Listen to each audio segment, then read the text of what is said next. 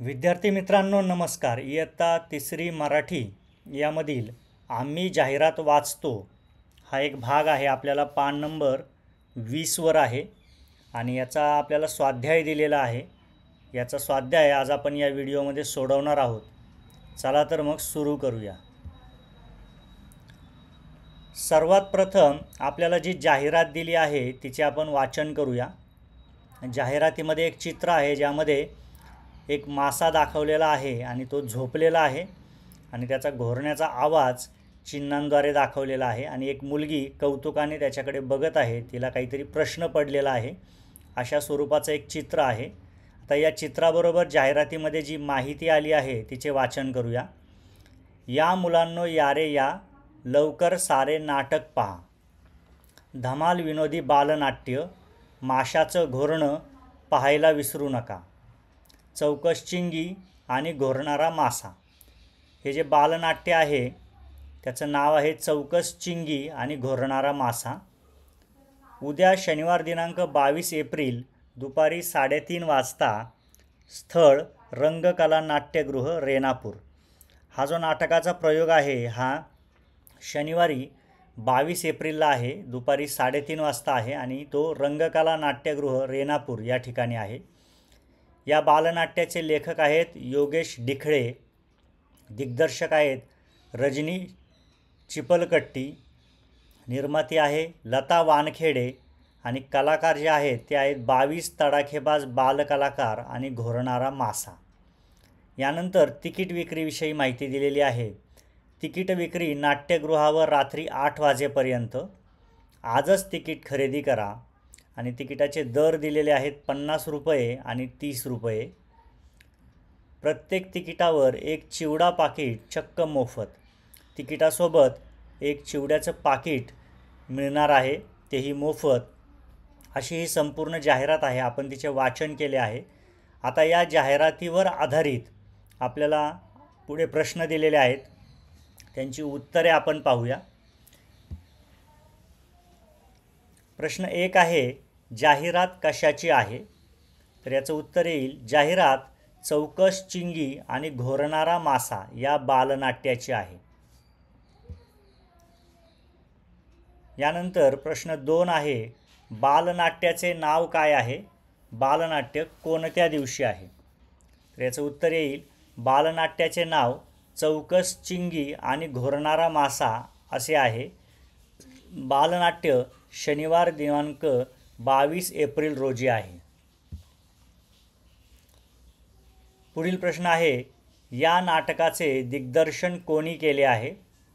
उत्तर आहे रजनी चिपलकट्टी यांनी या नाटकाचे दिग्दर्शन केले आहे। यानंतर चौथा प्रश्न आहे, नाटक कोणासाठी आहे ते कशावरून कळते? आता इथे आपल्याला थोडा विचार करून उत्तर लिहावं लागेल। नाटक लहान मुलांसाठी आहे। आता हे आपल्याला कशावरून कळतं? तर जाहिरातीत बालनाट्य असे लिहिले आहे। बालनाट्य या शब्दावरूनच आपल्या लक्षात येतं की लहान मुलांसाठी जी नाटकं असतात अशा नाटकांना बालनाट्य असं म्हटलं जातं। जाहिरातीत स्पष्टपणे बालनाट्य लिहिलेलं आहे। याशिवाय या मुलांनो या रे या असेही लिहिले आहे। यावरून नाटक लहान मुलांसाठी आहे हे कळते। अशा पद्धतीने नाटक कोणासाठी आहे आणि ते आपल्याला कशावरून कळतं हे आपण ह्या उत्तरामध्ये लिहिलेलं आहे। पुढे प्रश्न 5 आहे, ज्या दिवशी वर्तमानपत्रात जाहिरात आली त्या दिवशी कोणता वार व तारीख असेल ते कशावरून कळते? आता इथे सुद्धा जाहिरात बारकाईने वाचून आपल्याला उत्तर लिहावं लागेल। तर ज्या दिवशी वर्तमानपत्रात जाहिरात आली त्या दिवशी वार शुक्रवार व तारीख 21 एप्रिल असेल। आता हे आपण कशावरून लिहिलं ते पाहूया।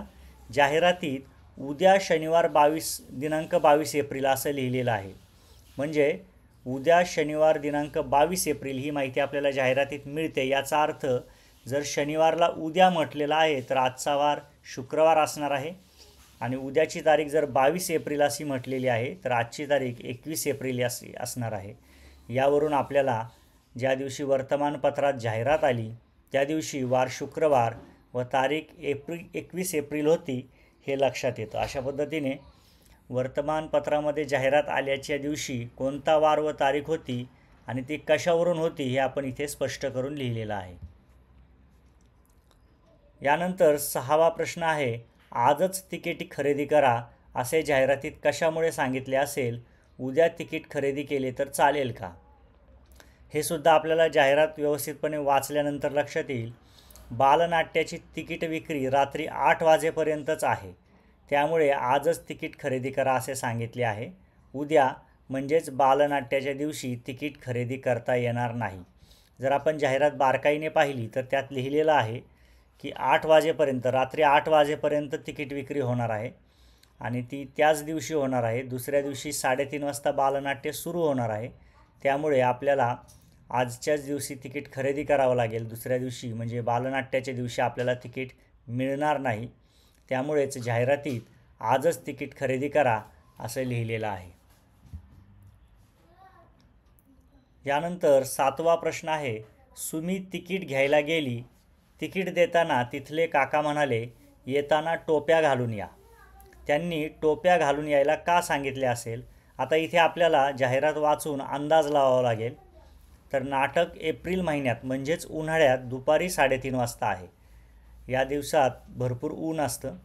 नाट्यगृहात प्रेक्षकांची बैठक व्यवस्था खुल्या मैदानात असेल, म्हणून प्रेक्षकांना उन्हाचा त्रास होऊ नये म्हणून काकांनी टोप्या घालून यायला सांगितले असेल. आता इथे आपण अंदाज लावला आहे की नाटक एप्रिल महिन्यामध्ये आहे, म्हणजे उन्हाळ्याच्या सीझनमध्ये आहे.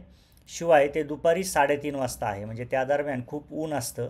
याचा अर्थ नाट्यगृहात प्रेक्षकांची जी बैठक व्यवस्था आहे ती कदाचित खुल्या मैदानात असेल आणि प्रेक्षकांना उन्हाचा त्रास होऊ शकतो हे लक्षात घेऊन त्या काकांनी टोप्या घालून यायला सुमीला सांगितलेलं असेल, असं आपण इथे उत्तर लिहिलेलं आहे. या ठिकाणी तुम्ही विचार करून वेगळं उत्तरसुद्धा लिहू शकता. कदाचित बालनाट्य आहे आणि जर बैठक व्यवस्था खुल्या मैदानात नसेल तर उन्हाचा त्रास होणार नाही, परंतु बालनाट्य आहे, एक गंमत वाचावी, सगळीकडे एक गमतीचं वातावरण निर्माण व्हावं म्हणूनसुद्धा कदाचित टोप्या घालून यायला सांगितलेलं असू शकतं. अशा प्रकारे तुमच्या कल्पनेप्रमाणे तुम्ही इथे उत्तर लिहायचं आहे, कारण इथे आपल्याला शक्यता विचारलेली आहे. त्यामुळे आपल्याला उत्तर लिहिण्याचं स्वातंत्र्य आहे. फक्त ते तसं का सांगितलं असेल हे आपल्याला व्यवस्थित कारण देऊन उत्तर लिहायचं आहे. यानंतर शेवटचा प्रश्न 8वा आहे, प्रत्येक तिकिटावर चिवडा पाकिट मोफत मिळणार आहे. तुम्हाला चिवडा आवडतो का? चिवड्याऐवजी काय मिळालेले तुम्हाला आवडेल? तर या ठिकाणी तुमच्या मतानुसार याचं उत्तर लिहायचं आहे. आपण घेतलेलं आहे, हो मला चिवडा आवडतो, परंतु चिवड्याऐवजी केळी मिळालेले मला आवडेल. या ठिकाणी तुम्हाला चिवडा आवडतो का हे तुम्ही लिहायचं आहे आणि चिवड्याऐवजी कोणता पदार्थ तुम्हाला मिळालेला आवडेल हे सुद्धा तुम्ही तुमच्या मताप्रमाणे लिहू शकता. या ठिकाणी पान नंबर 20वरील आम्ही जाहिरात वाचतो ही जी जाहिरात आहे ती वाचून तिच्या खाली असलेल्या सर्व 8ही प्रश्नांची उत्तरे आपण पाहिलेली आहेत. या सर्व प्रश्नांच्या उत्तरांचा व्यवस्थित अभ्यास करा आणि सुंदर हस्ताक्षरामध्ये हा स्वाध्याय आपल्या वहीमध्ये लिहून काढा. या पाठावरील स्वाध्याय या ठिकाणी पूर्ण होत आहे. धन्यवाद.